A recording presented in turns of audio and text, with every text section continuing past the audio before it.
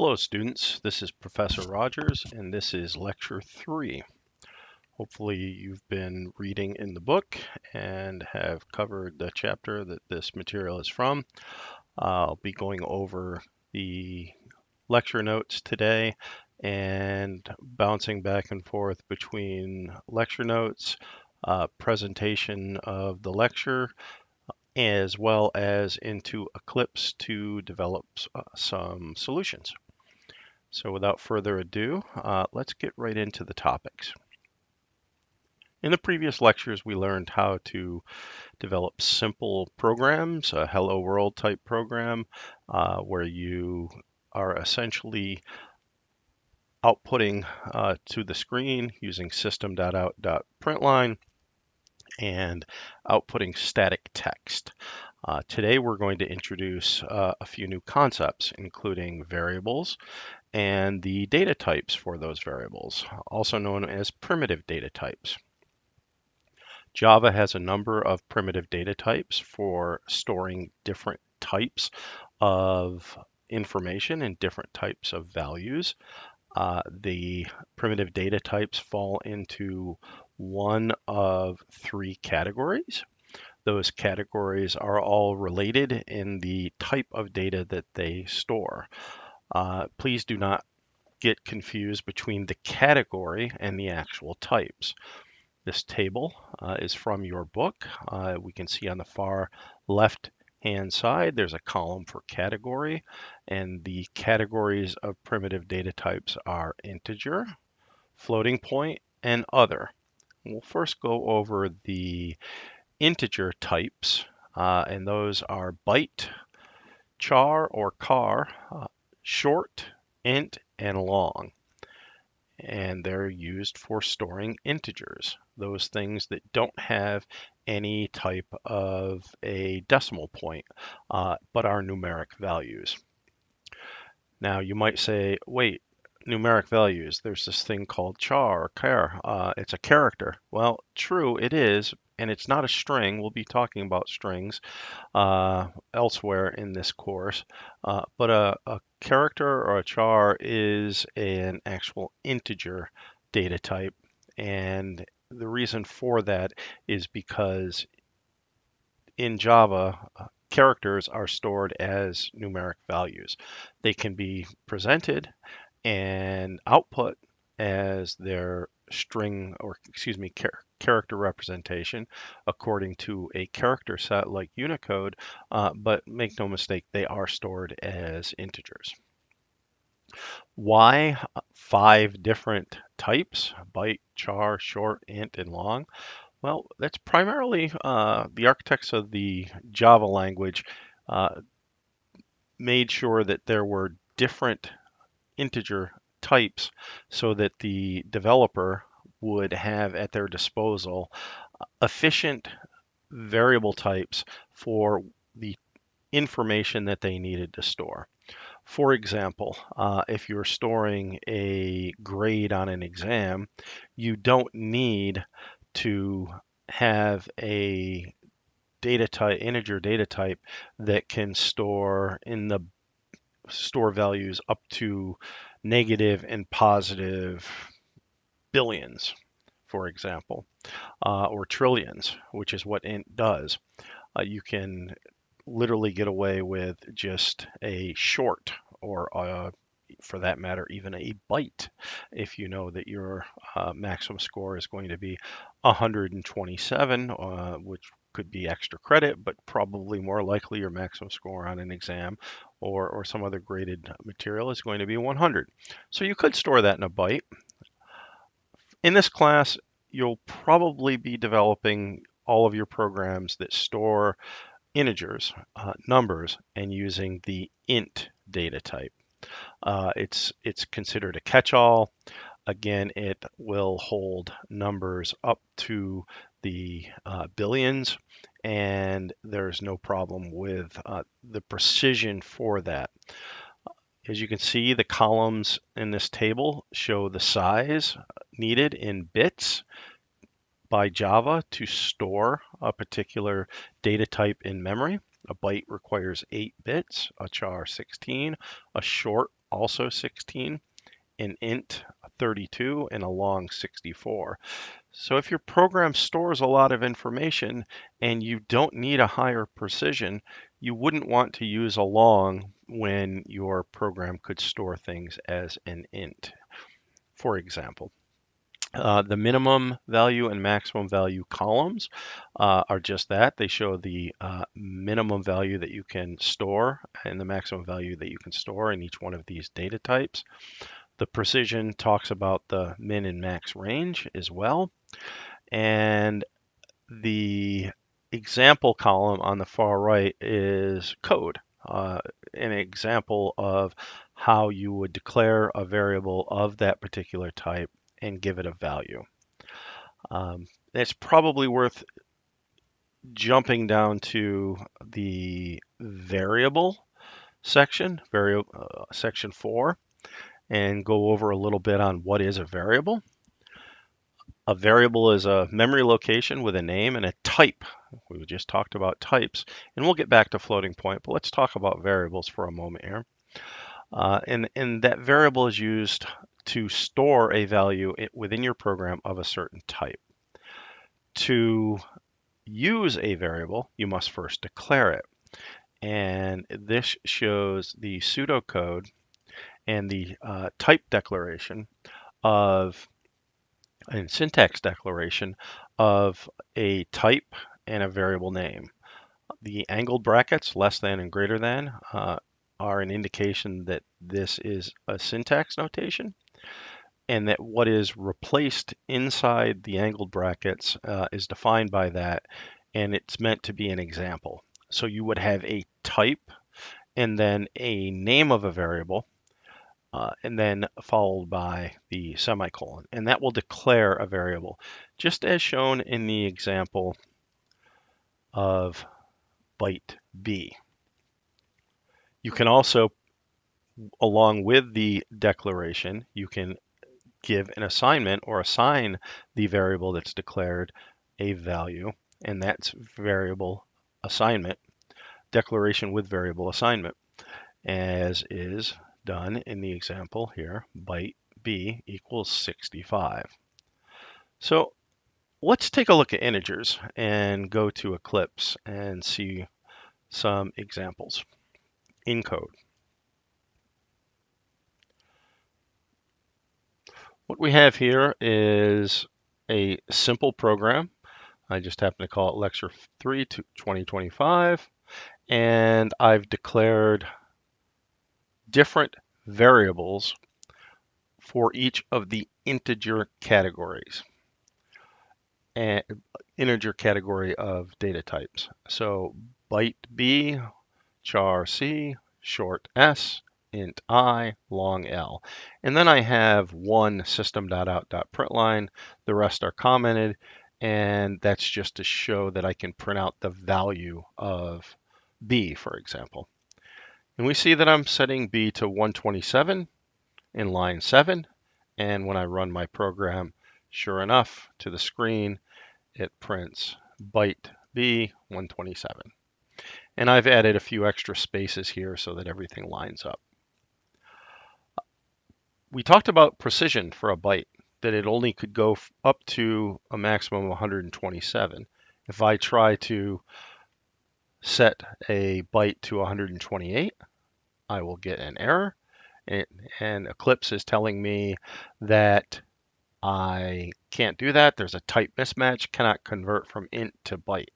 So it knows that 128 as a value would be a value that could be stored as an integer, but it can't be stored as a byte. It gives you a couple of fixes.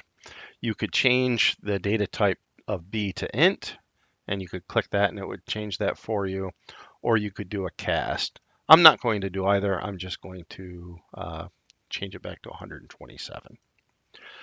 Now, let's take a look at char C.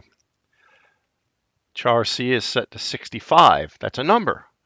But if I print out what char C is, it actually prints out the character uppercase A. That's pretty interesting. So uppercase A is and the number 65 are synonymous. I also said that I can set variables equal to expressions like 65 plus 1.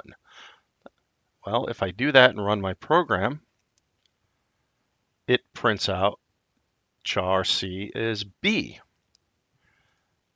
What if I did plus 12? M.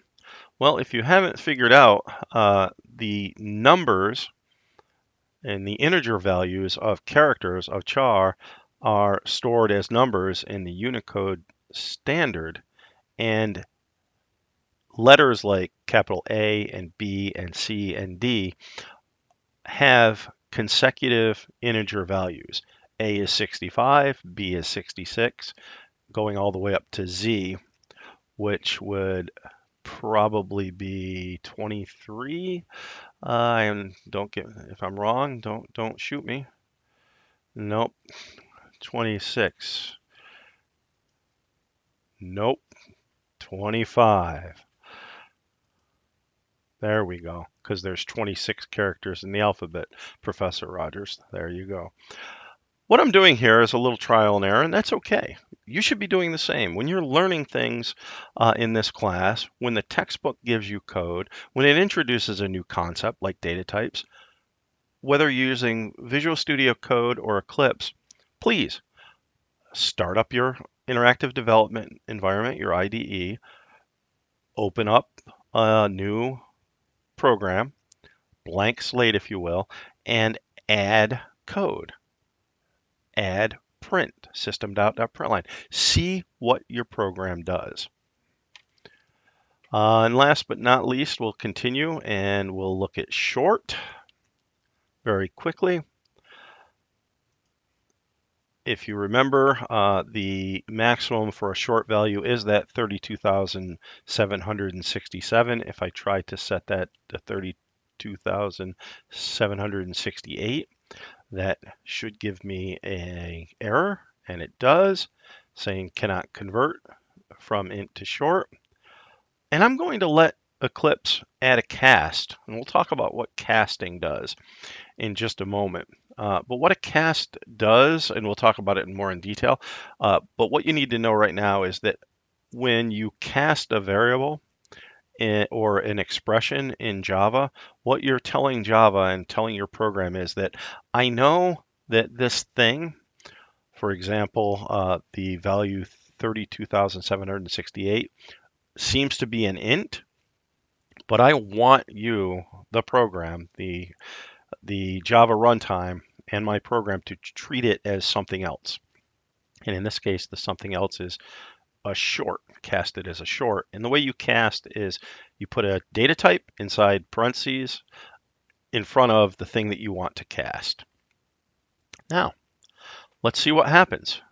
I just casted 32,768 to a short, and we'll print that out. Maybe hard to see. It's saying that short s is minus 32,768. Not really probably what I expected. Remember, shorts have a both negative and a positive, so I won't bore you with the details, but what that cast did was it wrapped that value all the way around to the other end of the precision, to the lowest or smallest negative number. And that's probably not what the developer might have been expecting, because, for example, if you had cast the original value, 32,767, to a short, you get 32,767. So the moral of this story is be very careful when you're casting variables because you may not get what you're expecting.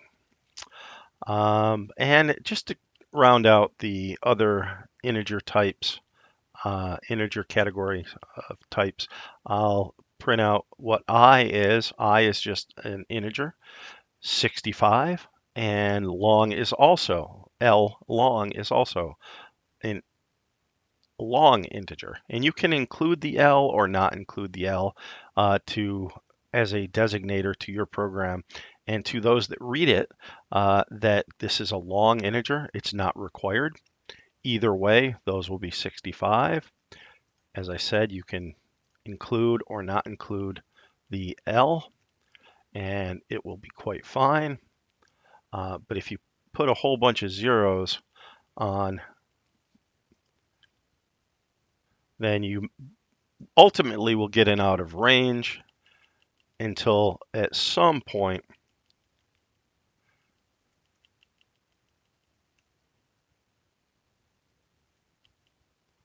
you will not.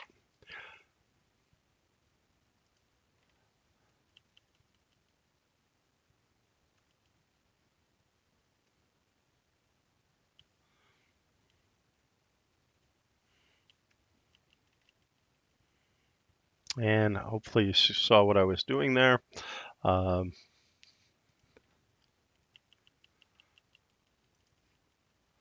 the inclusion of the L is very useful and needed when you're dealing with much larger numbers.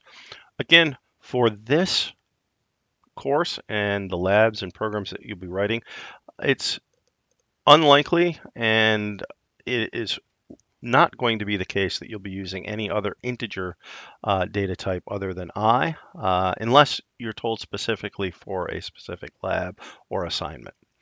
So let's go back to the lecture. Floating point class also has two data types, float and double. Why? Again, for added precision. And precision in this case is a larger numbers as well as a larger number of decimal places. And double provides much larger numbers as well as larger number of decimal precision than does float. So much so that and also requiring twice the storage. Float will probably work for most every application you're going to develop and every lab that you're going to develop that requires floating point numbers. It's a catch-all used for any type of mathematic operation in which you need the decimal precision, and is more than enough for dealing with currency and so forth. Double is rarely needed, but for many scientific applications, that level of precision would be required.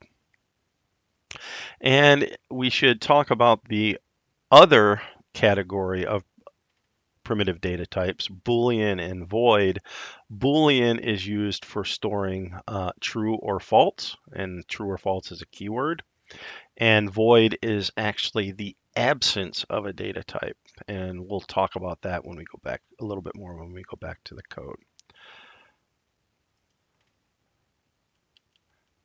Here in the code, we have declared a floating point variable f and another double d.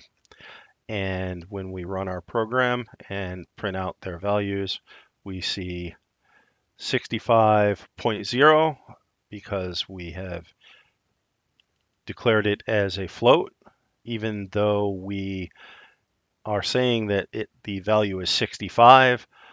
Java knows that 65, the integer literal, is actually 65.0, as is 65.55. It clearly has decimals, so that can be stored as a double. There's only so much precision that you can have. And we see here that there's a type mismatch, cannot convert from double to float.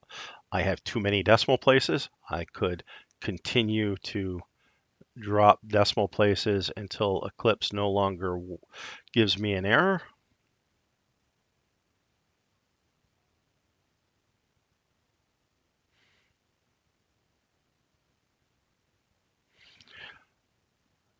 And that seems strange because why am I getting 65.9?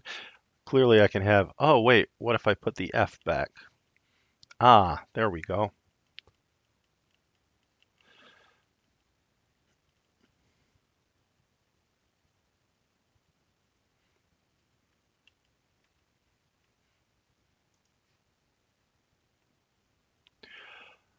clearly it is the case that Java will, we see that rounded that to 66.0, Java will, when you exceed the precision of the data type, it will essentially round. And there is 5 decimal locations, all 9, and I can get 65.99, but if I go to a additional precision, I get 66, and if I change that to 1, I only get to precision to 5 decimal places, 65.999999. And now let's go back to our cheat sheet. Floating point, and we can see that the precision is much less than double, and we should use double when we need to go out to further decimal places.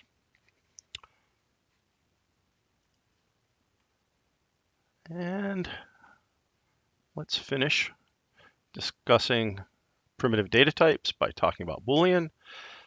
And let's call it Boolean B. Oh, wait, I have a duplicate local variable B. Remember above, I had a byte B.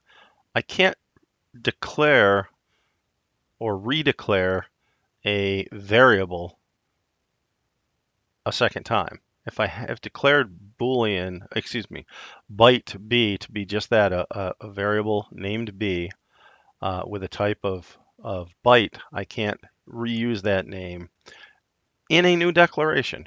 Remember, a declaration has type and then variable name. But I could call it something different, like B2, and I could print out the value of B2. And I can only set B2 to true or false. I can't set it to an integer. Eclipse will tell me it's a wrong data type, a data type mismatch. I don't want to set it to false with a capital F because Java thinks that's a variable. I have to set it to false or true, all lowercase. Those are keywords, and that will work. I cannot declare a variable of type void. Again, void is the absence of a data type.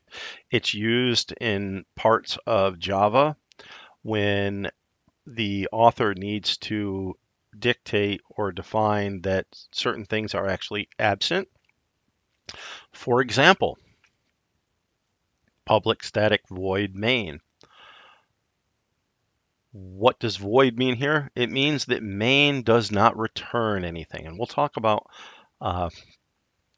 methods that return things in the future and methods a little more later in this lecture. But right now, just recognize that this is one place where you will see void, but you can't declare a variable as void.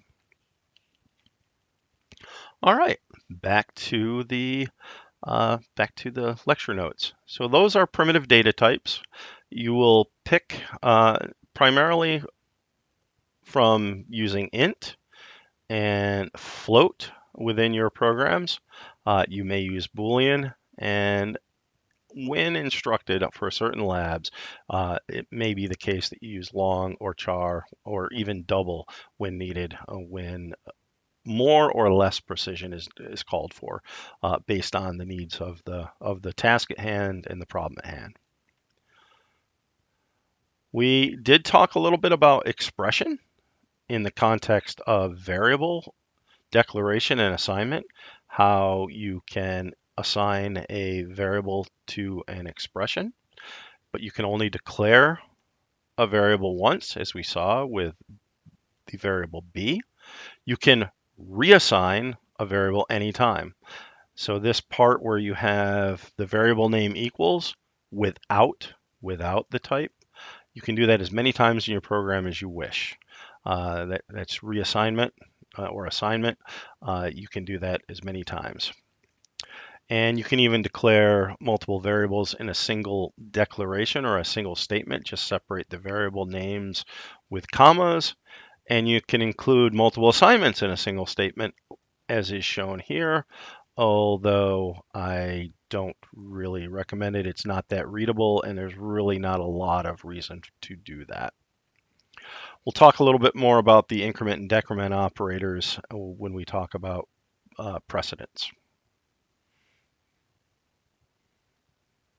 So let's go back to, and probably it's worth talking about right here, talking about casting again. Uh, Casting is useful when you're mixing data types. For example, you might have ints and doubles or ints and floats, and you need to perform some expression. You need to perform maybe a mathematical expression or an equation on different variables having different data types. One thing to recognize is if you divide two integer data types, two variables of integer data types, the result will always be integer.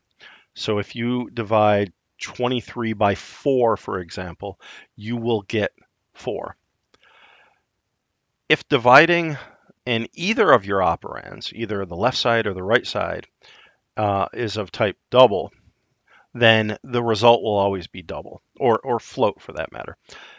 As long as one side of the division, same is true for multiplication, if one side of the multiplication or division operation, one of the operands, has a float or a double, then the precision and the type of the resultant expression will be float or double. It's only the case if both operands are integers that your expression will evaluate to an integer. So 23 divided by 4 is 5, but all of these other examples where there's a floating point on one side or the other or both, the resultant expression is 5.75. In other words, it includes the decimal points because the resultant data type of the evaluated expression is a floating point or a double. And that's very important. Very important as we talk about different expressions. And it should be noted that the expressions can be something simple like x equals 5. The expression there is 5. The expression is always the thing that is on the right-hand side of the equals sign. Remember when we were talking about the, sorry for scrolling here, folks, when we were talking about the syntax notation, the expression is that thing that's on the right-hand side of the equal sign. Expression can also be more complex, and it can have a number of different operators and operands. Operands are the things that the operator works on.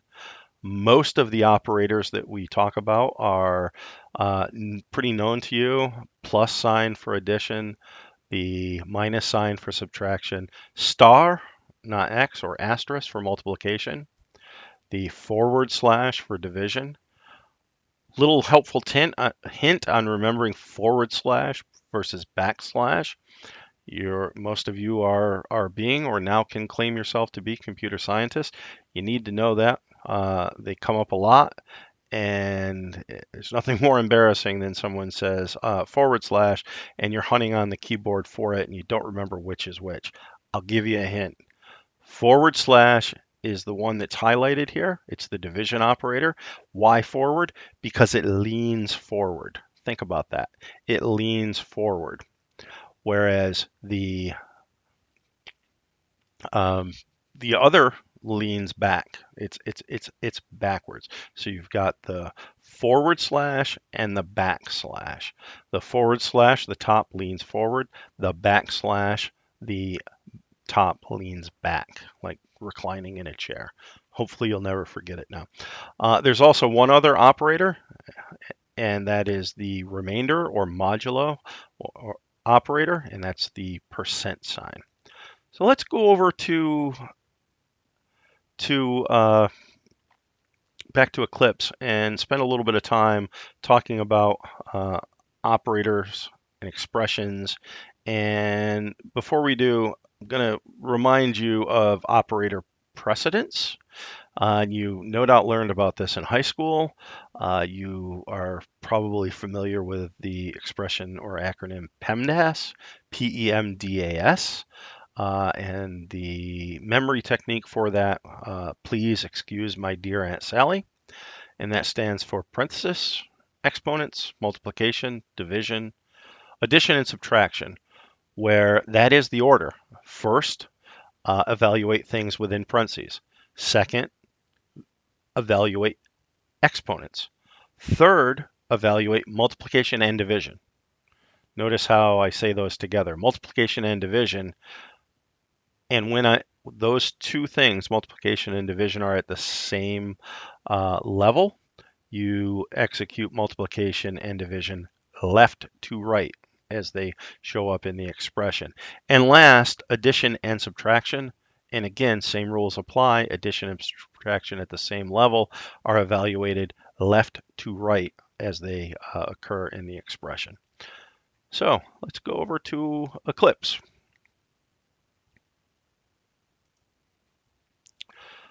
Here's a sample little program.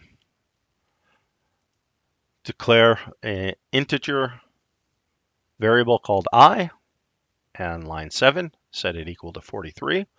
Integer variable k, set that equal to 7. And our expression is k plus I divided by k. Now remember, operator precedence would say that we are going to evaluate I divided by k before adding the k. So what is I divided by k? That's 43 divided by 7. And we know that 7 will go into 43 6 times with a remainder. But this is integer division, two integers, an integer divided by an integer. So that will evaluate to 6. And k is not changed, so k is 7. 7 plus 6 is 13. We would expect this program, when run, to output 13.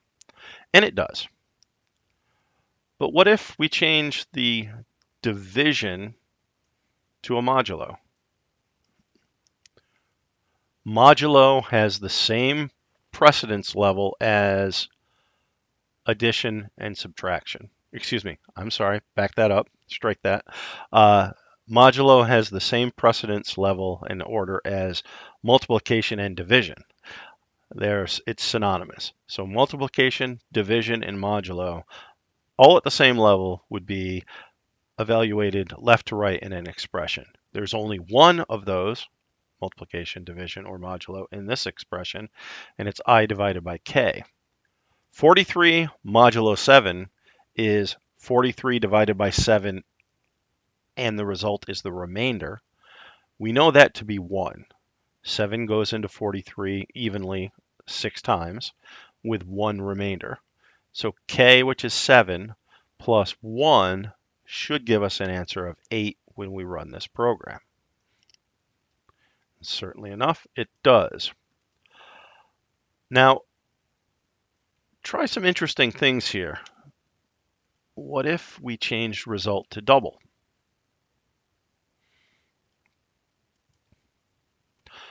Well, the only real change to our program is that we get 8.0.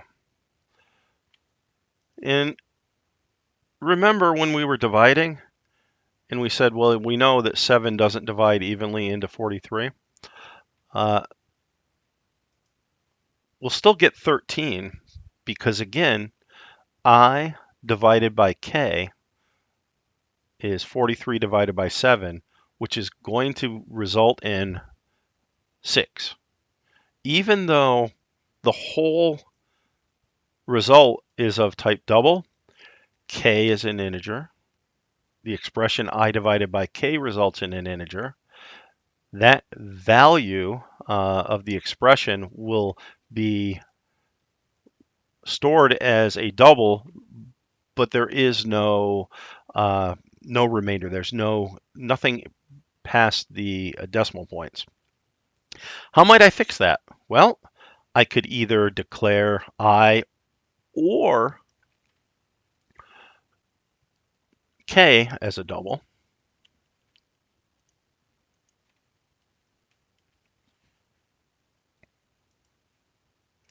And now I have I divided by k giving me 6 point something, 6.142857, yada, yada, yada, yada. That's one way I could have done that. And you only have to declare one, either I or k as a double, and then the whole result of I divided by k is a double. Or I could cast either I or k as a double. Remember casting? You place within parentheses the data type that you wish a variable or an expression to be.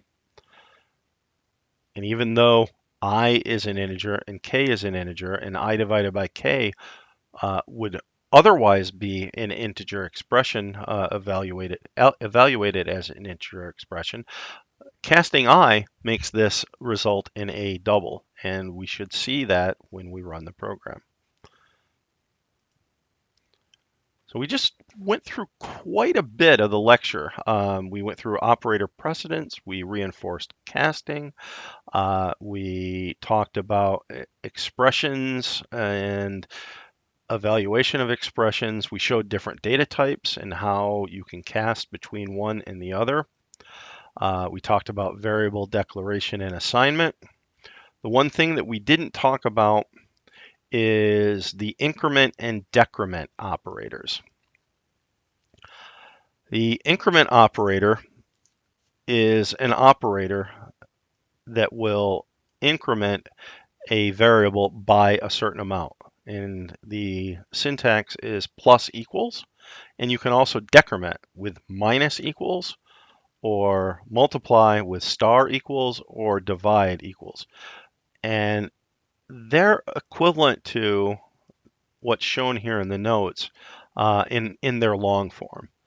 So if your program has w plus equals 1, you could replace that with an expression w equals w plus 1. Same with x minus equals 2, x equals x minus 2, and so forth. These increment and decrement operators, they act on one variable. Well, technically they act on two. I take that back. They act on what's on the left-hand side and the right-hand side. In this case, what's shown, they act on W, and they also act on 1. But the result is stored in W. W plus equals 1. So W is incremented by 1. There's also a even more concise syntax for incrementing or decrementing specifically by 1. And that's been provided by the Java architects because it is something that is used so often in Java, especially when we start to talk about loops and loop structures and incrementing a loop variable. I'm not going to introduce those concepts today, but it's one of the reasons why this more concise auto increment and incrementing and decrementing of a variable is provided. So let's work with the increment and decrement operators, and just to show what we're talking about here.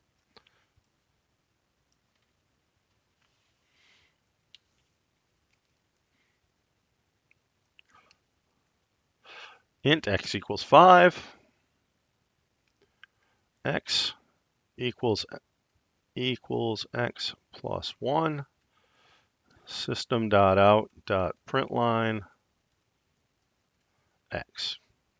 Now, at this point, hopefully you're able to look at code, 3 simple statements in a very short program, and predict what that program would do. You, in your mind, should be able to do what the Java runtime environment and the execution environment will do when it executes your program.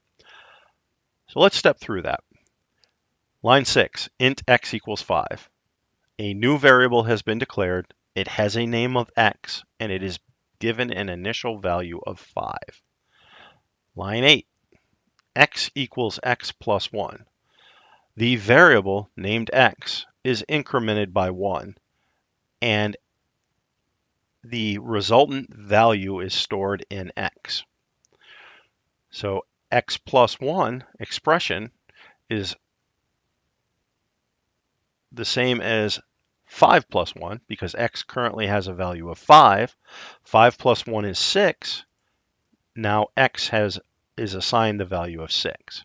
Last but not least, line 10, the value of x is printed. It should be 6. We run the program and we see 6 is output. Now, changing that, x plus equals 1.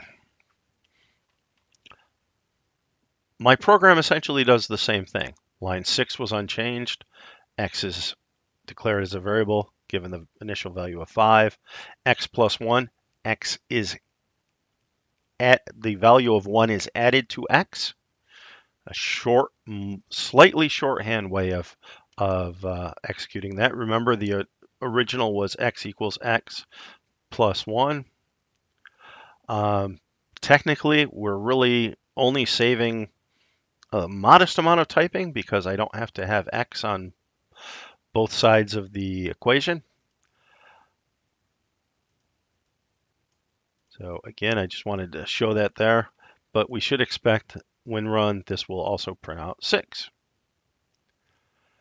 And the shorthand way auto increment x plus plus will also increment x by 1, so we would expect 6. Now, let's blow your mind a little bit here. What about x plus plus? What will that do? System.out.println x plus plus. Well, we know that that will increment x, but what will my output be? It's 5. Why is that? That's because x plus plus is post increment,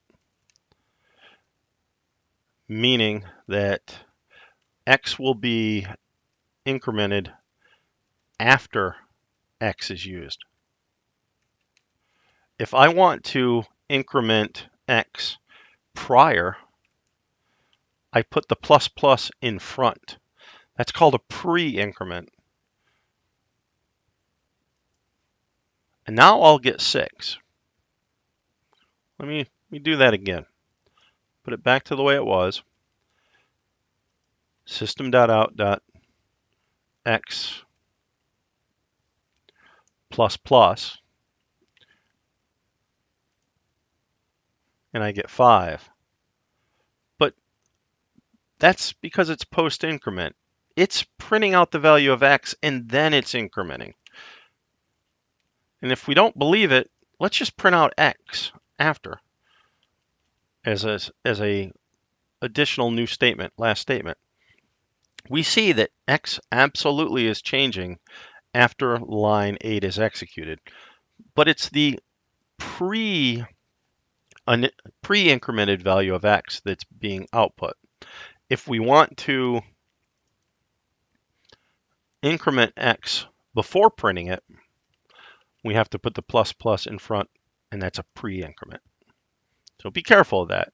You'll probably use post increment, the plus plus on the right-hand side of your variable, and it will work most of the time. I like to put test questions in where I ask you to evaluate expressions, and I may try to trip you up a little bit with pre-increment versus post-increment. So remember that post-increment is not actually incremented when the plus plus is on the right-hand side. It doesn't actually increment or change the variable's value until after the variable is used. And in this case, used for printing. Okay, I think we've covered most of the lecture material. There is a sample lecture program that I did include in the notes, and I will recreate that now interactively so that we can cover that. So I'm going to create a new Java project. I'm going to call it lecture. In that Java project, I'm going to create a new class, also called lecture, and including the check on that when creating the class, the public static void main should be created.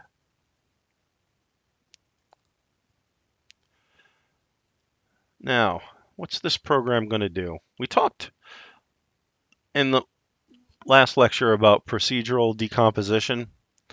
Let's say I wanted to write a program that creates a form letter, a simple letter. It actually is something that will print out a letter for me. Maybe it's something that I print all the time, and I'm talking about a correspondence. I know we do text messaging these days and emails, but in the old days, we used to actually type up or write up letters. Letters with things like a salutation, a body, a signature, possibly a thing called the CC area, whether or not somebody was carbon copied. And in the early days of computing and office computing, writing such letters was pretty much something that a lot of office staff did. And then some of the early word processing programs had templates and had features within them for creating just such correspondence. So they formalize the thing of what is the body and what is the salutation and what is the signature. So we're going to do that. We're going to write a program and we are going to include methods that break up or otherwise are performing the function of the parts of creating this letter. And I'm calling these methods, naming them according to what they do. Print dashes, print salutation, print body, print signature, print CC, and again, let's just call print dashes, a method we've already given a name to, we know we're going to call it.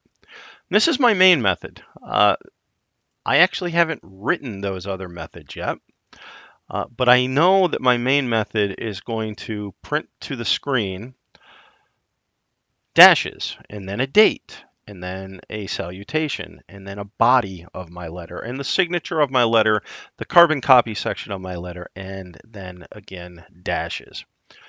So let's start creating these one at a time. When declaring a method, public, static, and I'm just going to give it a void. It returns nothing. And I give it the name of the method, print dashes. That is the boilerplate or the syntax of a method. The simplest method is declared as public static void and then the name of the method, parentheses, because there are no parameters, and we'll talk about methods that have parameters in the future. But this method will just do exactly what its name says. System.out.println some dashes. And I'm just gonna, that's what that method does. Now, I could run my program, and I recommend running the program now. I haven't written all of my methods yet, but I'm going to comment using a comment block. Those start with a / asterisk and end with an asterisk /. And now my program only has main calling print dashes, and I've written that method. So I should be able to run my program and see that it outputs a series of dashes. Well, let's continue. Let's write my method called print date. Again, public static void, the name of the method, print date,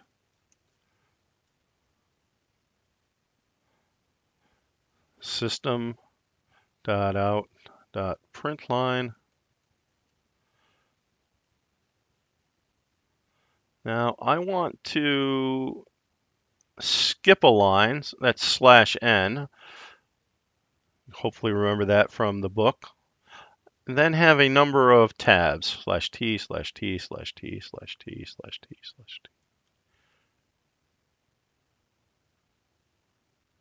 1, 2, 3, 4, 5, 6, 7. Let's do 7.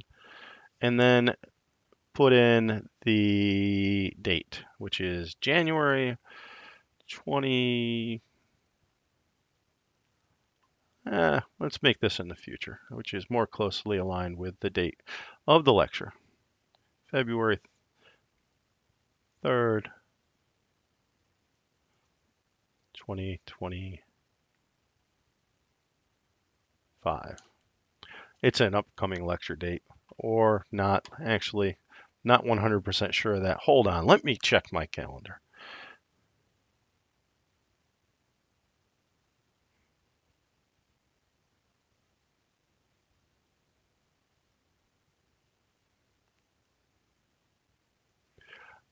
We'll change it to the 5th.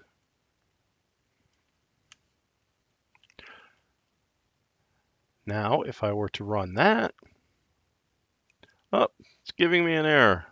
System.out.println. Oh, of course, because I have a syntax error. I meant to have my semicolon outside of the parenthesis. Let's run that again. All right, great. I'm going to extend my dashes out a little further.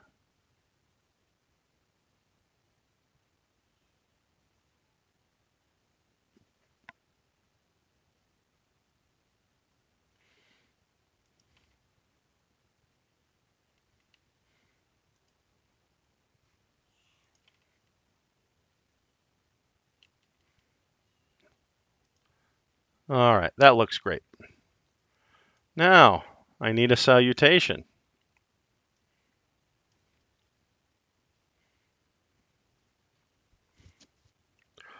And a body. Let's do both of those at the same time.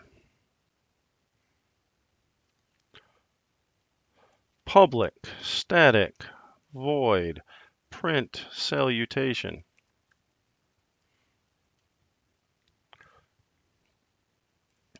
System.out.println.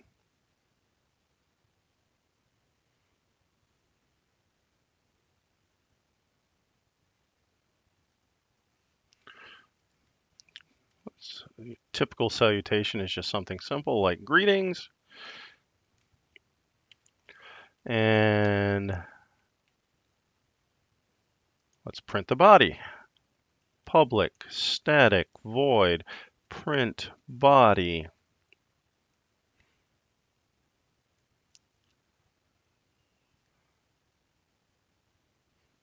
Let's start with a blank line to give us a separation between the greetings and the beginning of the body, and just something interesting. Like, now is the time for all good persons to come to the aid of their party.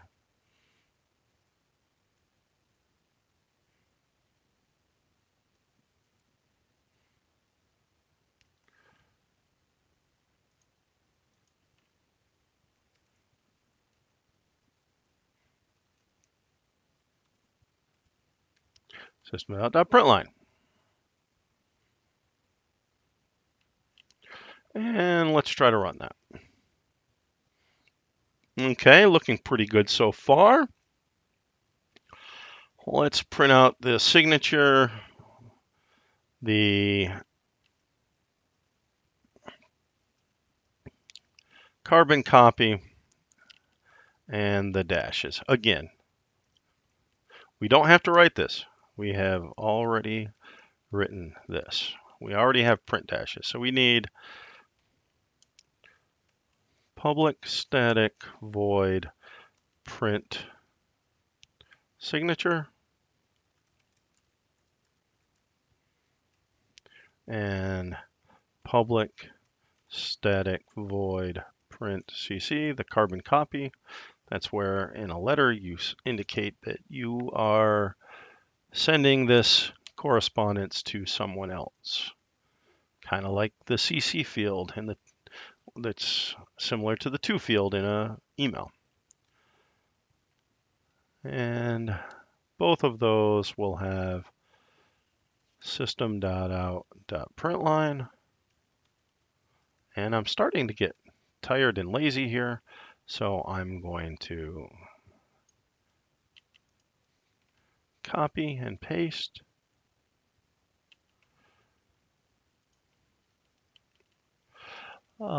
And my signature is something simple like start on a new line, sincerely, comma, go to the next line, Professor Thomas Rogers, and the CC, who do I want to carbon copy in this great correspondence? Well, let's start that on another line. CC, how about my great friend and fellow bald man, Vin Diesel?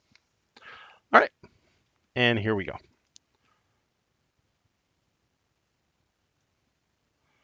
There we are.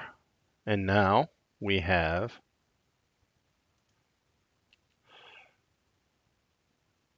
our correspondence. Dashes, February 5th, 2025. Greetings. Now is the time for all good persons to come to the aid of their party. Sincerely, Prof. Thomas Rogers, carbon copy to Vin Diesel.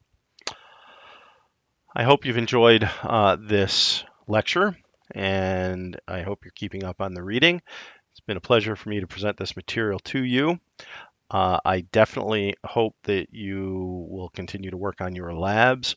And there are a number of other videos that have been curated by me from YouTube that are worthwhile viewing as they cover the material that has been covered tonight.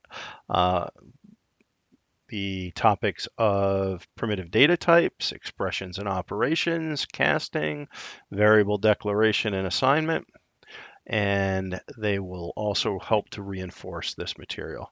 And altogether, they're an additional approximately 40 minutes of viewing time. So I hope you have, again, found this informative, and I will see you again soon. Thank you.